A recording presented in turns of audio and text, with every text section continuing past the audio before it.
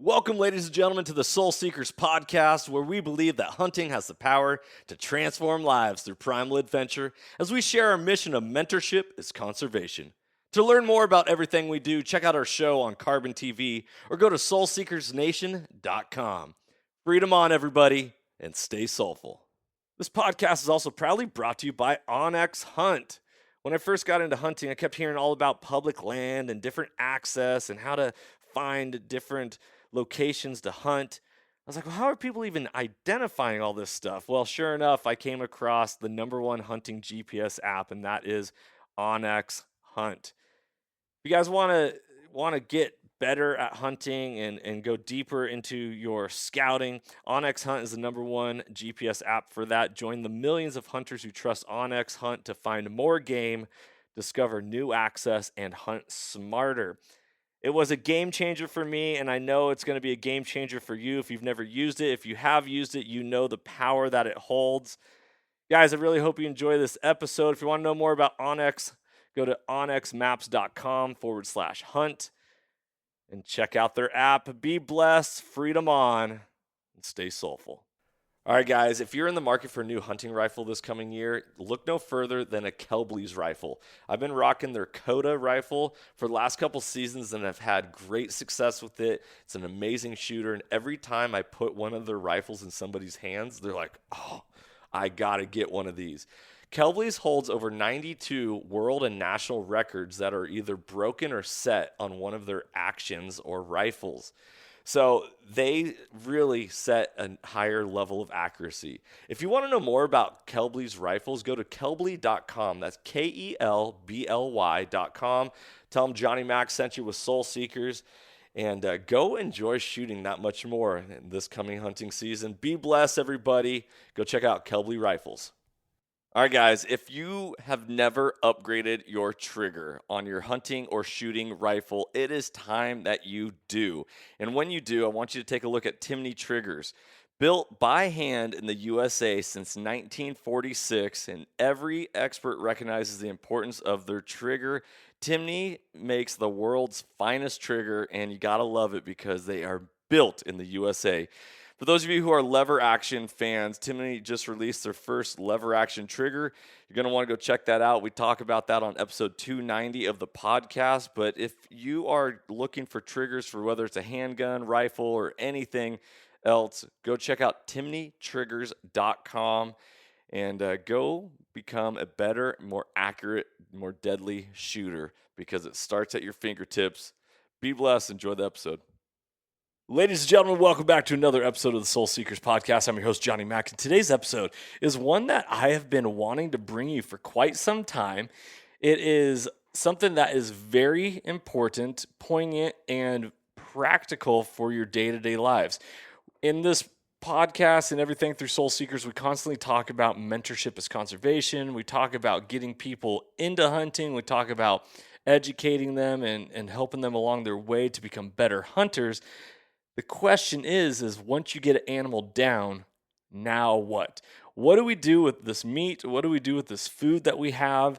And so today, I wanted to bring you an episode that I'm very excited about. I have the owner, Corey Marriott of Blue Alpine Freeze Dryers, is here to talk about food preservation and everything related to freeze dryers and what you can do with them.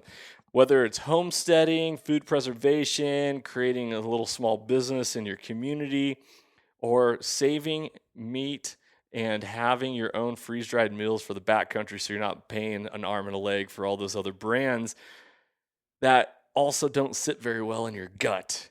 So you get to create your own food and you get to take it into the backcountry. So without further ado, I want to invite on Corey Marriott from Blue Alpine Freeze Dryers. Corey, how you doing, brother? Good. Yeah. Thanks for having me. Appreciate it. It's great to have you. It's fun to be a podcasting with people. One of the coolest things I found when it comes to podcasting is it's just a conversation. A lot of people sometimes get nervous or like, oh man, it's a big deal. It's like, yes, it's just dedicated one-on-one time where you and I get to talk. No worries. things can be edited out. It's all good. So, brother, I'm really honored that you're here to talk about freeze dryers and everything that's done for you and your family and what you got going on in your business. So, what's Yeah. a little background on yourself? You have not always been in the freeze dryer business. No, so I actually started as a firefighter. So I went to did way too much schooling. I did 4 years of school to become a firefighter paramedic, and then but I've kind of always been an entrepreneur through and through. And luckily, I grew up with some brothers that are really smart and really intelligent. So we started the company with my younger brother and then myself, and he was definitely the brains behind the operation. I cannot take any credit for development of the freeze dryer. I might have helped a little bit on like refrigeration and welding and things like that, hands on, but he's definitely the smart one. So, and then after a little while, I will gladly take the place in my family as the dumbest person in my family. um, but no, so after a little while, we were actually able to convince my twin brother to come on with us as well. So he developed locomotives or built locomotives for like the rail industry. He built rockets and did a bunch of things as a mechanical engineer. And we, got him to take a huge pay cut and come work with us, and he's been happy ever since. So, So it's like Pinky and the Brain, the old cartoon, right? One is a genius, the yeah, other's insane. Come on, no, I'm just kidding. yeah. I'm just playing.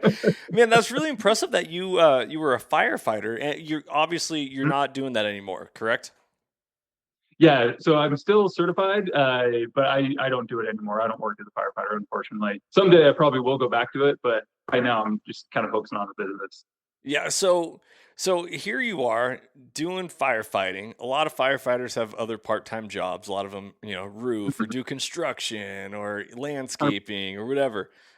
Where did freeze drying or the concept of creating a company around freeze drying stem from? Yeah, yeah. So as a firefighter, you're kind of trained to like recognize problems, prepare for like especially as a firefighter, like one of the things that I love preparing for were like high risk, low what do they call it? It's like high risk, low opportunity or like low frequency calls. So think of like rock climbing, for example, or like high angle rescue. Like as a firefighter, you may only use high angle rescue like once in your life, but having those skills on hand, like at a moment's notice, it takes a lot to keep up on them. And so we're kind of, and same thing with like swiftwater rescue, some of these kind of specialty kind of niche things. So we're kind of always training for like the worst case, literally the worst case scenario, obviously hoping for the best, but it was kind of just bred into my blood that it's like, like needing emergency food storage is a very, very low frequency kind of, kind of event. But it is something that like as a firefighter kind of spoke to me. So we ended up buying, me and my wife, we ended up buying a freeze dryer from Harvest Right. And I looked at it and I was like, hey, this is a great opportunity. And being an entrepreneur, I was like, let's just try it. So anyway, so me and my brother, we spent several years and gambled all of our money trying to develop. They say don't gamble more than you stand to lose. We gambled everything. And luckily it worked out. But anyways, yeah, we looked at the Harvest Right freeze dryer and said, hey, I think we can work on this. And my brother being an engineer, we kind of worked on it together for a couple of years and then we eventually launched. And anyways, but yeah, that's kind of like how I got into the segue from firefighting to freeze drying. Like I originally had one, and when I first bought it, we were not intending to get into freeze drying. It was just something that I wanted for myself, for food preservation, and we did it and developed it, and it was like, wow, this might actually work as a company. So anyway, that's where we went. Man, that's incredible. Yeah, it's so interesting that, that's the American dream, right? The ingenuity, like looking at something, being like, I'm going to make a better mousetrap, right? Like, Yep. Yep. products are already created. Thank you for paving the way. And I know Mhm. how I can make that better. I know how I can Yeah. specialize it and tailor it to the needs that I want. And that's Yeah. the American way. And it's beautiful. I love that. And being a teacher, I like to draw from my education experience a lot. And there's a book by Harry Wong. It's called The First Days of School, and we read this in our undergrad when we're getting our teaching cert. And Yeah. Mr. Harry Wong, he always says, um, don't ever try to reinvent the wheel. Just take what other people have and then make it your own and then share it with the Yep. world, because, Yeah. a wheel works, right? You don't need to change the angles or any of that. So I love that. I love that. Now, you have a lot of rock climbing experience and outdoor experience, correct? I do, yeah, yeah. So I originally started hunting like archery when I was 12.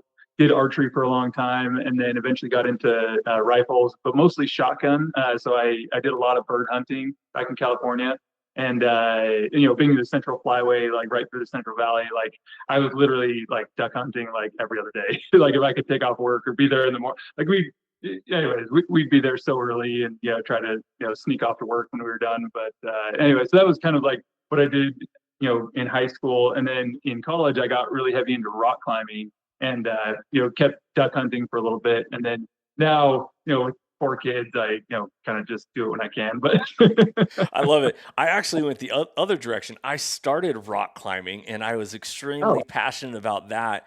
And I used to work at yeah, REI, and I was, what yeah. adventure are you going on next? And then I got into hunting. And I also have 3 kids, so I understand exactly what you're talking about. Where it's like, all right, well, I sold my golf clubs because if I got 4 hours away from the family, I'm not going to do that anymore. I'm going to be doing hunting or Yeah, going to the shooting range or, some yeah, other yeah. activities. So yeah, as life progresses, you got to kind of pick and choose. So That's awesome. when you looked at this other brand's freeze dryer and you're like, I just really want to do that. Was it more like hobby and interest, or were you specific to I'm sick and tired of mountain house meals and I want to start creating my own? Or was it just what is this all about and just Yeah. want to tinker with stuff? Yeah. So I think when we originally like got the freeze dryer, we were looking at it from the perspective of like, hey, we just want food for ourselves. Like, especially when it comes to like freeze drying meat, like you look at like freeze dried meat, just like a packet of meat, they're super expensive. I Yeah. mean, the I for like $75, I can do like 20 pounds of meat, and that's meat and seasoning and cooking it and the energy to run the machine for $75 out the door. And it's like $500 for that same package of meat. And it's like, oh my gosh. Like, so for me, it was originally, just like a dollar for dollar. Like I can do it cheaper if I just do it myself, and it'll, the machine will pay off. And then eventually it kind of turned into, like we had heard on forums and a lot of people are having problems with their freeze dryers. So we started looking at it like, hey, I think we can do this better, and like here's how we can do it better. So we developed it probably like 2 or 3 years. We gave the users like more control over the cycle. So like as we were developing it, we're trying to like find things that people are complaining about and then make it better on our machine. But I'm not sure if that answered your question, but yeah. Yeah, no, I appreciate it. Well, let's back up here for a second. And for people who Yeah. are listening to this podcast being like, freeze dryer, what? Dehydrator? You're talking about dehydrating food, right? No. Yeah. Can you explain the differences and what the machine actually does and the purpose of it? Yeah, no, that's a great question. So dehydrating is more like, think like jerky or like fruit leather, like something like that. It's going to be more like I don't know, like leather. It's going to be kind of, Chewy? I don't know, chewy. Yeah, that's a great way of putting it. It's going to be chewy and kind of like hard to break apart. And you also lose, when you're going through the dehydrating process, you also lose about like 40 to 50% of the nutrients in the food. So you think of like, fruit leather, you're really losing like 40 to 50% of the nutrients in the fruit. So the thing with freeze drying though is that it is such a gentle process that you can actually preserve like bacteria. Like, I mean, you can preserve like sourdough starts with freeze drying. Can So you you're still really? getting the water. Oh yeah, 100%. Wow. uh, so you're still getting the water out of the food. So there's still, a component that's similar to dehydrating, but it's completely different because with freeze drying, you freeze it down first, and then you pump down the vacuum. So you put it in almost into the vacuum of space, and then you gently start to heat the food, and that will boil the water off so gently that the food is preserved literally in the same like shape, same same shape and consistency that you put it in as. So what you're left with when it's done is think of like Mountain House meals, for example. You just kind of add water and it kind of grows back into food, and it's like, hey, I can eat this. So you start with almost like dust and powder, and then you put water into it and it's food again. So that's what freeze drying allows you to do at home. Is it allows you to take literally like 99% of the water out of the food. Like you're left with about 1% water content, and you're also only losing about 10%. In the worst case scenario, you're only losing about 10% of the nutrients. So you're left with a very high nutrient dense and very light material that's great for backpacking. It's great for food storage. Like you can take a whole tote of like I've got these big Costco totes. They're full of freeze dried food, like the whole thing, and I can take that whole thing, put it up on the top shelf with one hand, just because it's so light. So, anyways, there's a lot of this kind of freeze drying in a nutshell. You're essentially just trying to get the water out of the food as gently as possible. So, Okay, one of the things, because I have experience freeze drying food, is yeah, why do you have to season it so much in order for it yeah, to feel or taste like it's seasoned once you reconstitute it? yeah, yeah. So when you're reconstituting it, you often have to add a little bit more water than what went into it, just that way it like gets moisture all the way through it. Think of like meat, for example. Like if you do ground beef will oftentimes have like a hard little nugget in the middle if you don't let it set long enough. So adding a little bit more water than what you need, kind of dilutes the flavor, but it Hmm. gives you a better texture. So that's generally what I do as well. I will over season it just a little bit. That way, when I reconstitute it, I can almost make like a soup if I want to, or I can just leave it for longer, kind of steam it a little bit longer. But it kind of gives you Okay, both ways. So, does freeze drying remove the salt or the sodium out of food? And is that why you um, like? I always feel like I have to over salt the food because when I mhm. put the water back in, it doesn't taste like what, for example, my normal spaghetti tastes like. Yeah, yeah. That's a great question. So I don't know specifically about salt, but I do know that with like sugar, you can actually like when you freeze dry, you'll actually boil off like atomized sugar from like, candy and things like that. So, I mean, I do imagine that, yeah, like there probably is some element of like, we're literally taking flavor out with it. So the other thing too is, think of like herbs, for example. So like herbs are very like aromatic, they're very flavorful and like, they smell. That smell will actually boil off during the freeze drying process. So like Mm. if you put dill, for example, in a freeze dryer, if your settings are set too high and they're not low enough, you will actually boil off the dill flavor like out of the dill. Like anyway, it's kind of weird concept, but like literally the smell, like the vacuum in here is so low that the smell coming off dill is enough to like raise the pressure in the machine. Like anyway, so it does it does take flavor out 100%. A little bit, Fascinating. not a lot, but a little bit. Fascinating. Fascinating. Okay. So when it comes to freeze drying food, I moved to Texas. I'm from the state of Washington originally. You got mountains, you got Mount Rainier, you got all these hiking trails, very, granola ish type state. I Yeah. moved to Texas and people would come over and I'd offer them, freeze dried fruit or whatever. And they'd be like, what? What, like Yeah. dehydrated? I'd be like, no, no, no, freeze dried, completely different. It seems like people in Texas have no concept of what a freeze dryer is, and really blew me away. I mean, there are people with them, but it's not as commonly known. Have you come across that as being an issue when it comes to business? Is that freeze drying seems to be very regionally centralized? Yeah.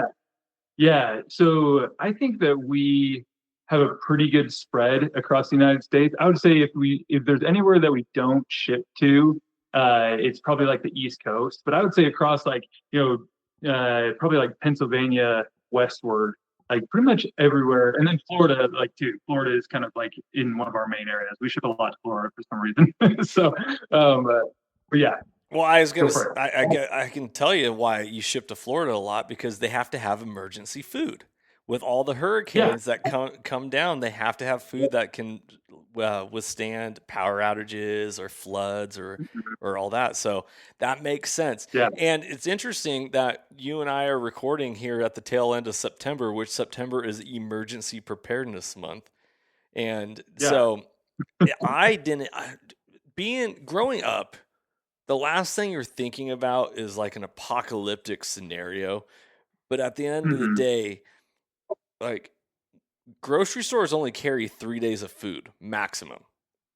And so if Yeah. there's a rush on a grocery store, whether it's a deep freeze or snowmageddon or whatever, like these grocery Yeah. stores just run out of food, and people think like, "Oh man, I'm gonna have food. How I live really close to a store. I'm good." Or I got a deep freeze. I'm good.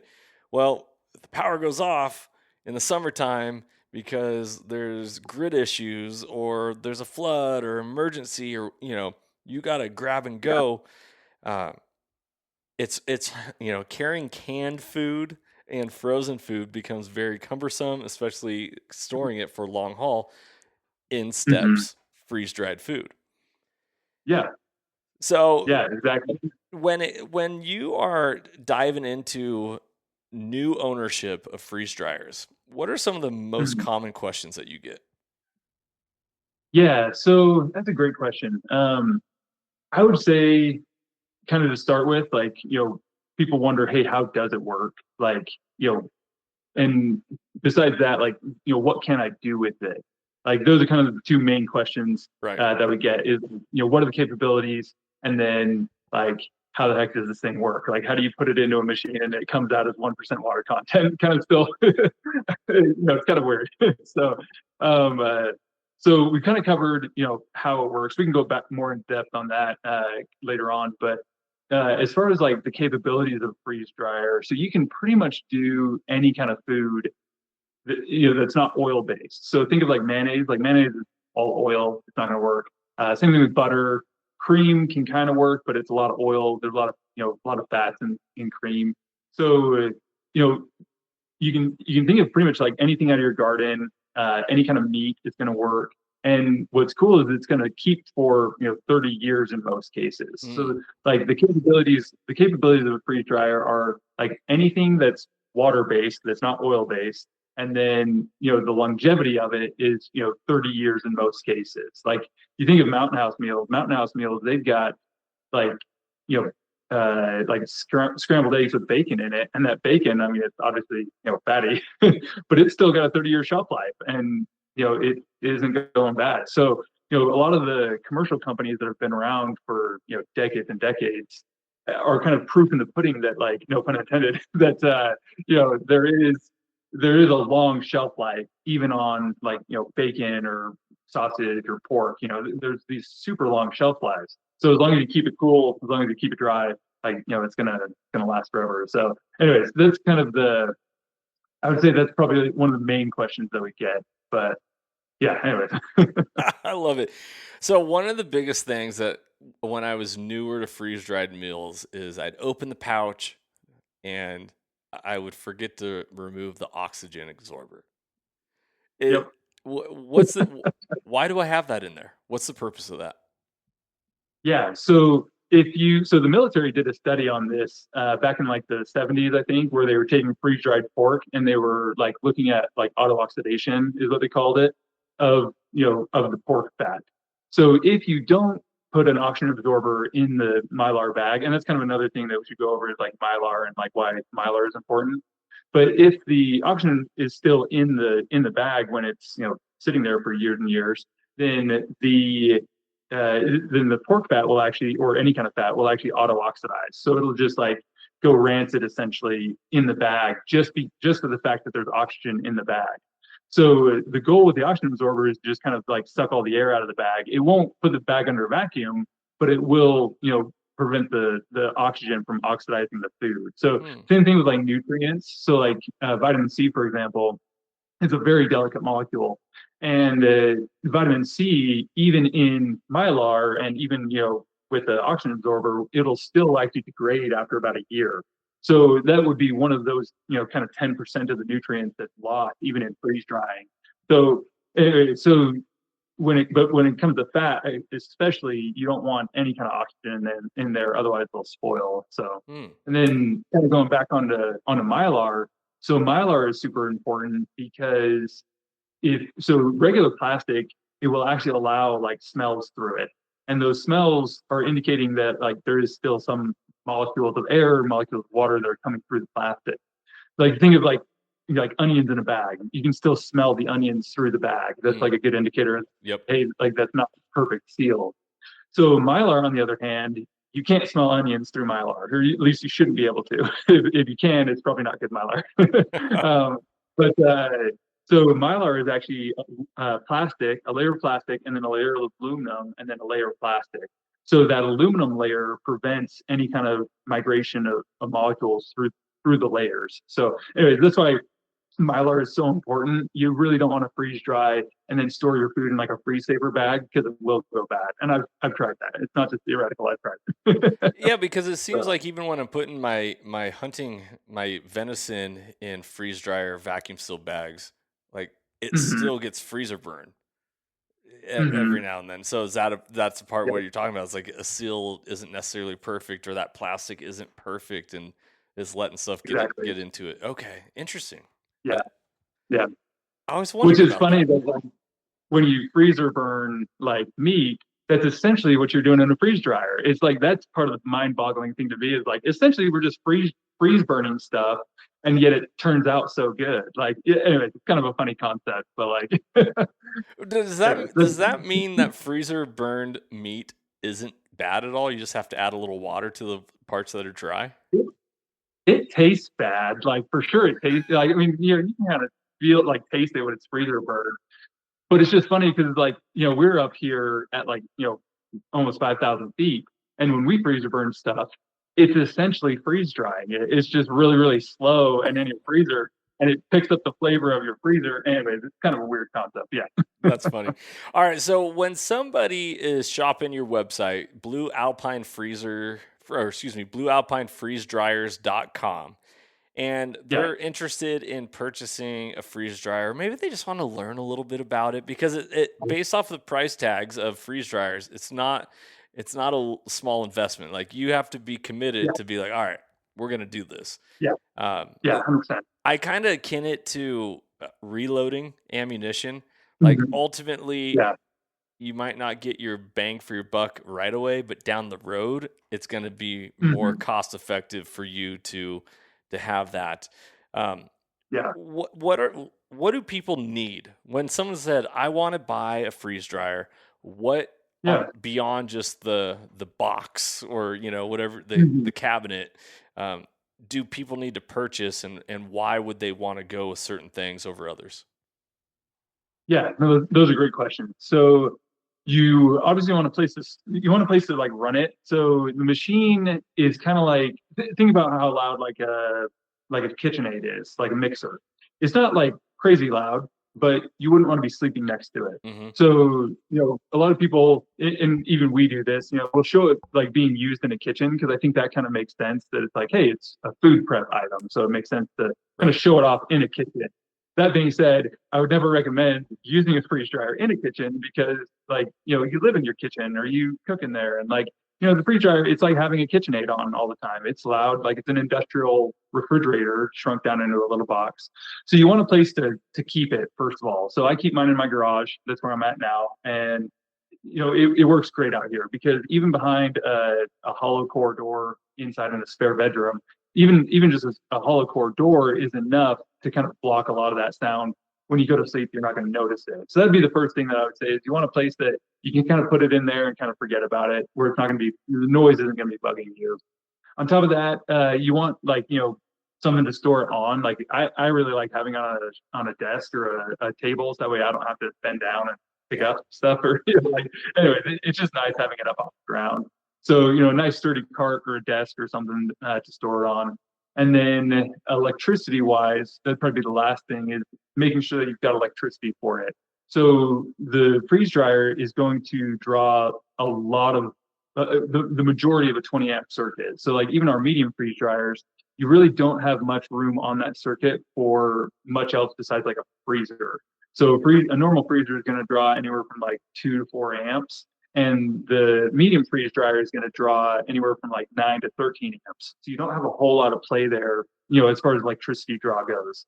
So originally, I had my freeze dryer on my microwave circuit, and I had to, if I ran my microwave, I could not run my freeze dryer, and vice versa. I would be running my freeze dryer, I'd forget about it, to nuke some dinner or something, and I'd blow my circuit, and I'm like, dang it, I gotta reset the circuit. So, so it is. Electricity is a huge thing when it comes to freeze drying. Perfect. So you offer two different sizes, medium and large, right? Yep. Why would I want one over the other? Yeah, so a medium is great for 2 to 4 people, but a large is really good for 4 and up. So if it's just you, and it comes down to, let's say chicken, for example, or beef, you can do about 10 pounds of beef or 10 pounds of meat in general in the medium freeze dryer. In the large freeze dryer, you can do about 20 pounds of load. So if you're trying to, put away a ton of food for food storage, or if you're trying to cook for more than 4 people, then really the large makes more sense, because it's literally twice the machine. And I also tell people, hey, if you're ever considering any kind of a business venture with it, you really just want to go with the large. Generally, when people buy a medium and they turn it into a business, they're coming right back and they're like, hey, I need a large because my medium's too small. Yeah. So, yeah. So those would be kind of the consideration. How many people are you cooking for? And then, is there any kind of business consideration as well? Okay. So when it comes to, I have to buy a freeze dryer, and then I have to, does it come with anything? Are there any accessories that a freeze dryer comes with, or what do I need to purchase on top of that? Yeah. So it comes with everything that you need out of the box. But that being said, you do need to buy Mylar bags are consumable. And then on top of that, the oil itself is consumable. So the oil is just vacuum pump oil. So you can pretty much find it anywhere. Just to interrupt you for a second. Yeah. The machine requires oil, or is there something else that you need on top of the Yeah, so the vacuum pump, so there's the system. So the system as a whole consists of the refrigeration system, a vacuum system, and a heating system. So part of the vacuum system is actually a vacuum pump. So Gotcha. the vacuum pump has got to have oil on it, or oil in it. Otherwise, it just doesn't work without oil. Yeah. So when it comes to making sure I have space for my freeze dryer, I need to also make sure I have space for a pump as well. Yeah. So the pump is really small compared to the freeze dryer. So the freeze dryer is it's the size of a mini fridge, and then the pump is just it's maybe 12 inches by 9 inches by 6 inches. Yeah. So the pump just kind of sits next to it. So kind of the minimum space requirement that I tell people is 24 inches by 36 inches. So they sell carts and stuff that are 24 by 36, and that's about the smallest that you want for either the medium or the large. Just that way you've got you got enough space for the freeze dryer plus the pump. Right. That's a good question. That's a great question. Okay, that makes sense, because there are other, and I don't even want to mention them. Other companies that make freeze dryers, but you have to buy everything individually because they offer different types of pumps or stuff like that. I know there's oil-less pumps, and there's, is a pump, or is there really a difference between them all? There's huge differences between them all. So the main thing that I tell everybody with vacuum pumps is that all vacuum pumps are consumable. So you can either spend $1,400 on a consumable, or you can spend $100 on a consumable. But they're all going to wear out. So an oilless pump is going to be kind of your most expensive kind of cream of the crop kind of pump, but it's also got the shortest lifespan. So oilless pumps, they have a service life of about 3,000 hours, which is only 6 months of regular use. If you're using your freeze dryer a lot, and it's you're going to go through 3,000 hours in 6 months. Uh-huh. So a lot of times what we hear is that, at the 12 to 18 month mark, these oilless pumps are failing. I've seen a few pumps go longer than that, but it kind of depends on use. So, but what fails is there's a tip seal in there that fails. And what you're relying on is you're literally relying on a metal seal in order like keep vacuum. And as soon as you like damage that at all, or you get a little bit of like carbonated sugar or like, any kind of food particles in there, that seal is going to break. So, and again, these things have to get down to like the vacuum of space. It is so deep of a vacuum that any imperfection is going to cause problems. So we recommend to everybody and just go with that. And we sell a decent pump, but really any like rotary vane vacuum pump out there is going to work. So they've got rotary vane vacuum pumps for $100 that you can buy from like Harbor Freight. I mean, even it'd be slower, but even that would work. So a rotary vane vacuum pump is kind of like the AK-47 of vacuum pumps. It's kind of just meant like it just does its job, and it just you can treat it terrible, and it's just gonna do it. Like so. I like it. So, I'm sorry, I interrupted you by laughing at that. Keep going. What were you? It's like the AK-47 of pumps, and what else? It really is. It really is. So, and it's not just our pump. Any rotary vane vacuum pump is kind of like the AK-47 because the rotary vanes in there are bathed in oil. So as you have so it's actually the oil that's making the seal in order to create the vacuum. So all you have to do to fix it is change out the oil, or change the oil more often, and it's going to keep your pump alive longer. So the longest that I've seen a pump last was about 10 years. There was a lady that called in that said she had a pump that would last 10 years, and she was literally changing the oil every cycle. So if that represents the longest that you could ever get, like the outlier as far as longevity, most rotary vane vacuum pumps are going to last anywhere from like 2 to 6 years, depending on like how well you're maintaining it. But anyway, that's why we recommend, hey, just go with the rotary vane vacuum pump. It's going to be it's consumable. You don't want to spend a ton of money on a consumable, and it's going to perform longer and better. So yeah, that's why we say that. Anyways. Interesting. Okay, that makes sense. What? So do you have to cook all your food before you put it in a freeze dryer? Or like how does that work? Great question. So you do not actually. It kind of depends on what you want to do with it. So I've tried freeze dried steaks before, literally just like a 1-inch steak, like to throw it in. It takes a long time. It takes a really long time, but it can be done. So you can do raw meat. I don't really like to do raw chicken just because when it comes out of the freeze dryer, it's still technically raw. And when you pull food out of the freeze dryer, it's so dry that it will dust and fluff off this dust. So you're literally like, hey, that dust is raw chicken still. You got to treat it like raw chicken because it doesn't kill the bacteria. Like it will not kill the bacteria. So you got to treat it like raw chicken. So I personally don't like doing like raw chicken, but you can do raw beef for sure. And then raw eggs are a great option. So I do a ton of raw eggs, and that's actually the way that I prefer to do it because when you cook the eggs, if you don't get the water back into the food or back into the eggs, it turns out like really rubbery. And I just haven't had. Maybe you've had good luck with rehydrating eggs. I have not had very good luck with rehydrating eggs. So I try to rehydrate my eggs as a powder, or from powder, and then I cook them. So that's kind of my Interesting. strategy. I actually stay away from freeze dried eggs. Personally, I just I they kind of just grossed me out. The concept of it, really? But that I've never tried my own. So yeah, I don't know. It's when I shop for freeze dried foods, I typically stay away from the breakfast, like the chorizo and eggs or huevos rancheros or all that stuff. And I don't know, more probably because I don't trust the eggs are actual real eggs and it's like government eggs. You know what I'm talking about? Where it's like I remember that from elementary school, and that wasn't the best. That's true. I used to work on a fire line, so I totally know what you mean by government eggs. Like some cooks were great, but some cooks definitely had government eggs, and I was like, no. That's funny. Okay, so you get a freeze dryer, you make sure you have proper power, you plug it in, and you just go. Like, do you recommend anyone do it? Is it a trial batch, or is it more plug and play and have at it? Yeah, 100%. So with freeze drying, just have to understand that you're always going to ruin stuff. Like I have been doing this for years, and I just ruined a bunch of blueberries.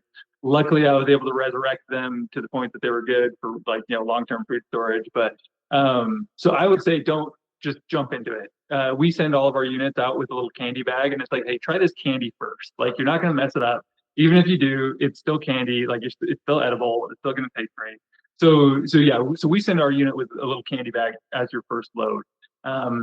But in general, you want to try some like easier kind of like things that aren't gonna. So there's something called the eutetic temperature of food. It's the temperature at which the food melts. So generally, meat is like a really high eutetic temperature. It's really hard to hurt meat. So meat is a great one to start with. Bananas are a great one to start with. Things that are like a little bit more hardy. What you don't want to start with is like blueberries. Blueberries are like so temperamental. Blueberries and like pineapple are really temperamental. A lot of people ask us about like doing a bread load. You can 100% do a bread load. It's not needed, but you can 100% do it. Kind of like see what the cycle looks like.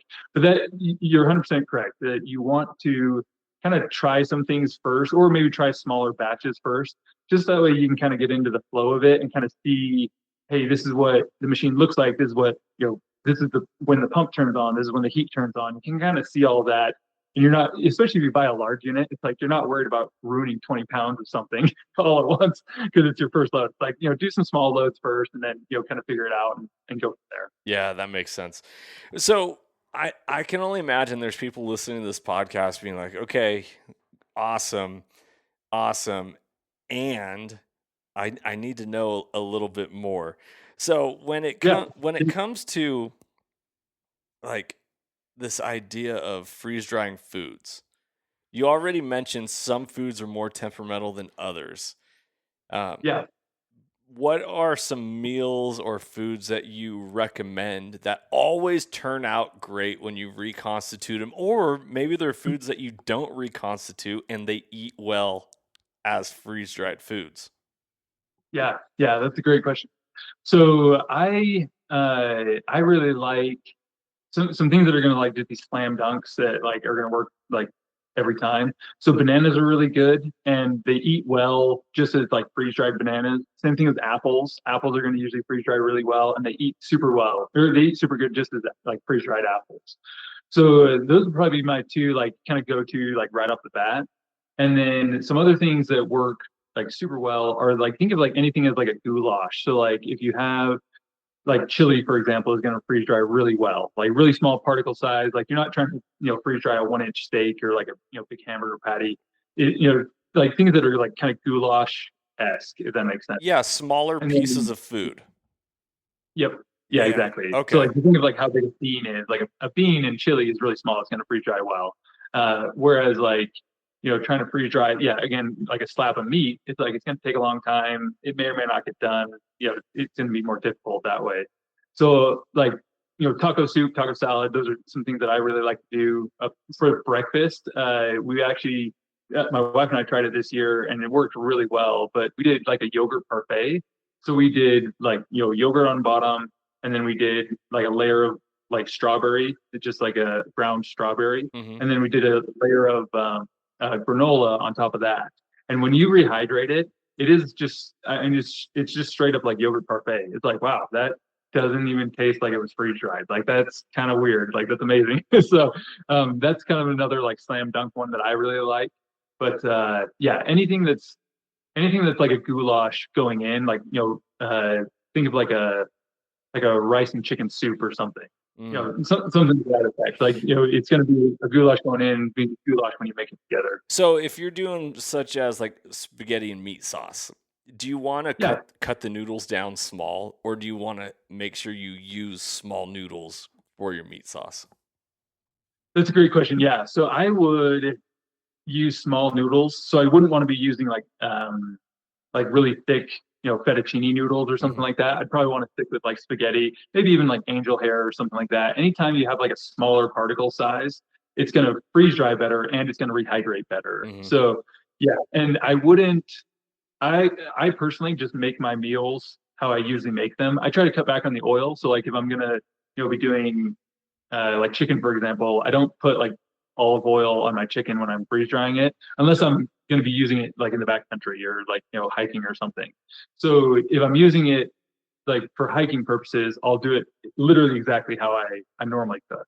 But if I'm, you know, if I'm trying to put away for 30 years, I try to keep it, or I try to like treat it a little bit differently. So again, like no seed oils, no like avocado oil, nothing like that. Try to cut down as much fat as possible. So if it's going away for long-term food storage, I kind of cook a little bit differently. But as far as like, yeah, the rehydration process goes, like, yeah, you just want the particle size to be a little bit smaller, like the food size to be a little bit smaller, and then it'll rehydrate super well. Nice. If somebody wants to do this for a business, or they just want to understand, because right now inflation's a butt kicker, and so like Yeah. extra money is hard to come by. So when when you're talking about plugging in a machine, drawing the majority of a 20 amp circuit, how long hmm does a cycle last? How much money does it typically cost to run a cycle, or Yep. whatever Yeah. other question that I'm missing within that? Yeah. Yeah. No, 100%. So the normal cycle is going to cost you, and depending on where you live, but normally it's anywhere from like $3 to $5 for a cycle. I think in California it might be closer to the $6 mark just because their energy prices are crazy. Right. But normally it's like 24 hours for a cycle. So you want to plan for, yeah, like for 24 hours, to get that food done. So for the medium unit, it's anywhere from, yeah, like maybe like $3 to $5. For the large unit, it's like anywhere from like $4 to $6. It's only about $1 more to run the large unit. But yeah, so you want to definitely factor that in. If you're going to start a business, you definitely want to factor that in as far as like one of your costs. The the other costs that you want to factor in if you're going to start it as a business, or even just factoring it in like for your personal use, is saving for a new vacuum pump. Again, vacuum pumps are consumable. You're going to need a new one eventually. So it's about 50 cents a load you want to be saving for a vacuum pump. And then Mylar bags, you want to be looking at like anywhere from like $2 to like $3 in Mylar bags per load, depending on like how many you're using. But those are kind of some of the main costs associated with running a freeze dryer.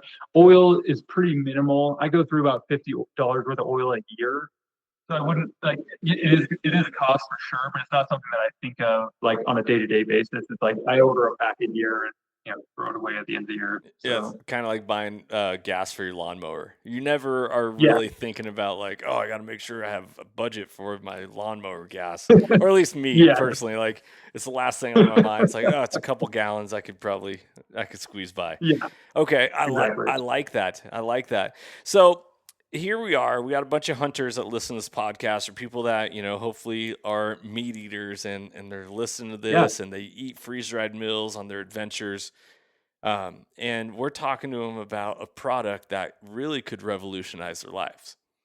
Um, hmm One of the things that I found really helpful is, and this is interesting because these types of things are popping up more and more nowadays, is food allergies. People are Yeah. constantly dealing with food allergies. My wife, she has celiac disease, so she can't do anything with gluten in it. And going out, and anytime we're traveling, whether it's vacation, Mhm. road trips, or just like on the go, say we're taking our small kids to the zoo. Well, multiple places do not offer gluten-free options for my wife, or food allergy issues. Mhm. However, what she can do is she can bring along some freeze-dried food and then always find hot water, whether it's a coffee Exactly. shop, or the lobby of a hotel offers hot water, you know. hmm Um, so that is something that has really benefited our life and made my wife a much happier person, because we all know that happy wife equals happy life, I and feel we want to make sure that happens. Um, so when we're talking about this as being a reason to purchase one of these, what do you see from your customers? Why are your customers buying freeze dryers? yeah. So I think you hit it on the head. Like I would say probably 25% of our customers, like a large portion of our customers buy it simply because of food allergies, or, if they're, hunters or backpackers, it's like, hey, like, these freeze dried meals just aren't sitting well with me, or, Hmm. maybe they like tear up their guts. So, literally making your own homemade meals. Like if you know, hey, like this meal doesn't tear me up and I don't want to, be like, making a mess in the backcountry, like, I can eat that. So, um, so you can, that's a huge portion, like 25% easily about, people who are buying it for food allergies. I'd say that probably 50% of our customers on top of that are buying it just for like emergency food storage, emergency preparedness. Like I don't call myself a prepper. I'm a just in caser. It's like I do it just in case. Like again, being a firefighter, it's like you never wish for bad things to happen. Like, but at the same time, like a firefighter, we still prepare for bad things to happen. And that's kind of my philosophy on the food storage. It's like I don't think anything's gonna happen. The chances of it happening in my lifetime are super low, but I'm just in case, gonna do it. So that's probably 50% of our customers. And then the last like 25% of our customers are kind of like a whole range of people. Some people are buying it for their dogs. So going back to the food allergies, but for dogs, I have heard so many people call and say, hey, like, kibble is making my dog sick or it gave him cancer. Like I need a better option. So they're literally freeze drying food for their dogs. That way they can, go on road trips and things with their dogs or, just, having food for their dogs that's a little bit more healthy. So that's another super niche. Like I wouldn't say that's like 25% at all. There's a super niche portion of like our customer base. And then I don't know, it's just like the last 25% is just a bunch of other like, people who don't want to be throwing away food. It's like, hey, we just got rid of our last kid. We're empty nesters now. And I don't know how to cook small meals. So we're throwing away all this food and I'd like to be able to save it. That's probably another like really large portion of people that we talk to. But that's kind of people. So. I went to a pet store recently and I saw on the shelf freeze dried beef lung. And I was like, oh, look at that. Yeah.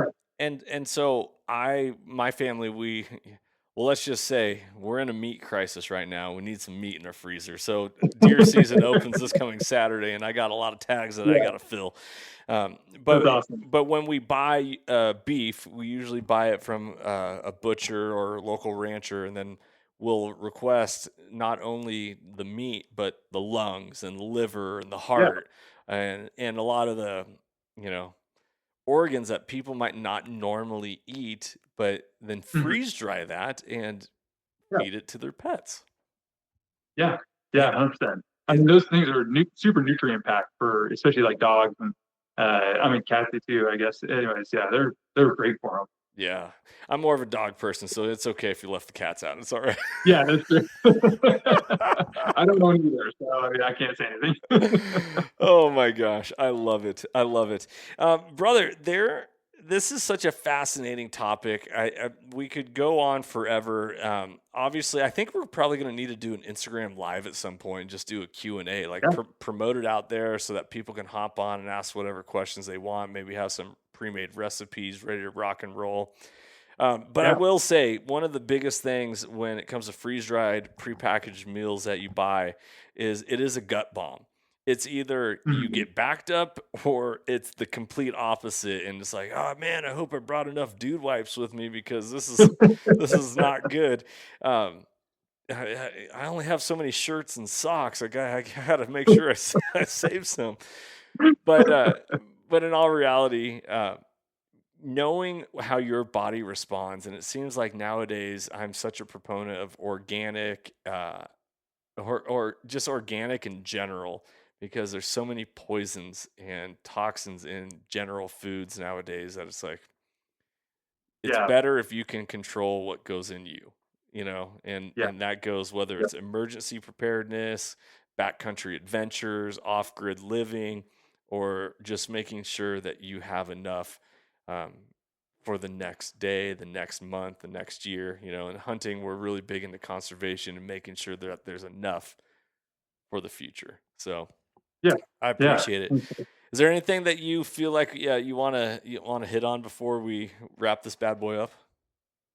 I think honestly that covered pretty much everything. Like I have conversations with customers like every day, and I feel like that covered pretty much the whole swath of like every question that I get asked. So that was great.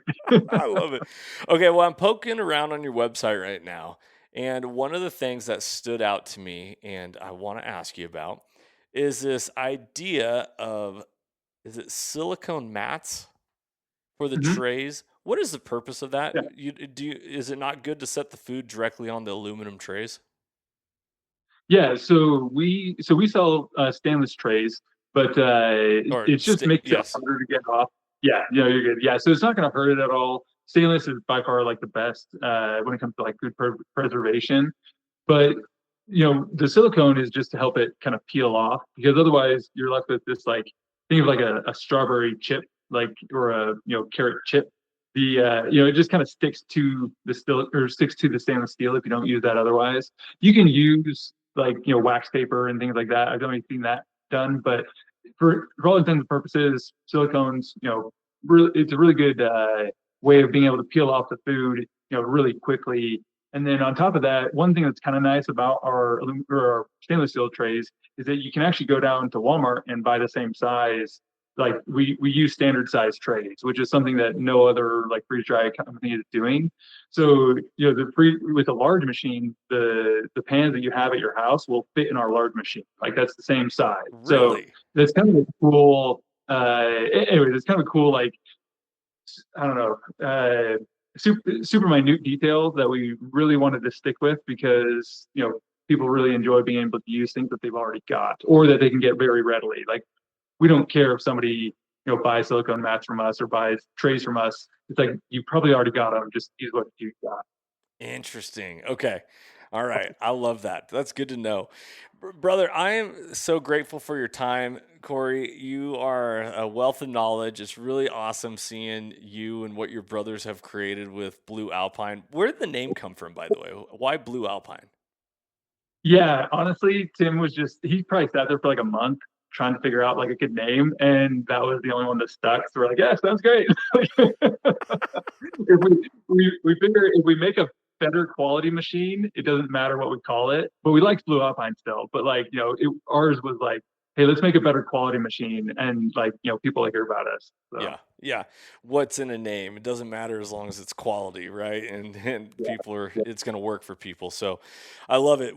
People can find you on bluealpinefreezedryers.com. Are you guys on social media as well? We are, yeah. So same thing for YouTube, Blue Alpine Freeze Dryers, and then we've stood up pretty much all the social media channels. Awesome. What is out the door cost for a general full setup? Yeah, that is the golden question. So, so on a medium freeze dryer, it's $29.95, essentially $3,000, and then for a large freeze dryer, it's $39.95, so essentially $4,000. And anyways, yeah, most. Uh, anyways, yeah. So everything that you need to start freeze drying comes with the machine. So like you don't have to have it.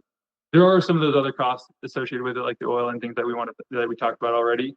But for the most part, you can freeze dry right out the door with that cost, and shipping is free. So you're not paying extra for shipping. It's just the out the door price. Wow, that's really good because I was wondering about that. These are big machines. Like shipping's got to cost a little bit, but Yeah, we kind of just average it out and then just kind of say, hey, like, even if we take a hit on one, it's like, we'll save some money on another. And anyway, yeah, we just average it out. We just want to be one price to customers. man, I love that. I love that. Well, brother, I want to make sure that all the listeners understand how important of what the product that you are creating. So, hope you guys like this episode. And if you have any questions, reach out to Corey and his brothers because they're awesome guys. It was, I went on their website, found the phone number, called them up, was like, hey, this is Blue Alpine Freeze Dryers. What's going on here? And they are super helpful, very responsive, and as you can tell, just quality human beings. So, Corey, thank you so much for coming on and sharing everything about it. Yeah, Um, yeah. guys, if you have any questions, reach out to me. I have experience with freeze dryers. Reach out to Corey. But remember that as hunting season progresses and you're bringing home all this meat, hopefully, think about how you're going to preserve it. What are you going to do? And if you're sick and tired of eating those store-bought freeze-dried meals, start creating your own, right? Be the change you want to see in the world. So, Corey, thank you so much for coming on, sharing your wisdom, knowledge. Everybody, be blessed. Good luck this coming hunting season. If you've already been out chasing animals for the last month or two, awesome. I want to hear about it. Tag us in all your pictures and posts. I want to celebrate the wins with all of you, and I'd love to repost some of those pictures on our stories on social media. Also, if you are not even killing animals, but you're having a great time and you got a great story to tell, make sure to tag us. I want to be able to highlight that in everything that we do. Remember that we have season 4 of Soul Seekers on Carbon TV that you can go watch currently, and we're going to be coming out with season 5 next year. I'm Johnny Mack for Corey Marriott at Blue Alpine Freeze Dryers. Be blessed, freedom on, and as always, stay soulful. If you enjoyed today's podcast and want to support the show, you can always like, share, subscribe, and leave a rating as it helps us share our mission of mentorship is conservation. Thank you so much for tuning in and being a part of Soul Seekers Nation as we transform lives through primal adventure. If you want to get more connected with the podcast, check out the Soul Seekers Nation Facebook group, as I look forward to connecting with you on the next episode. So stay tuned and stay soulful.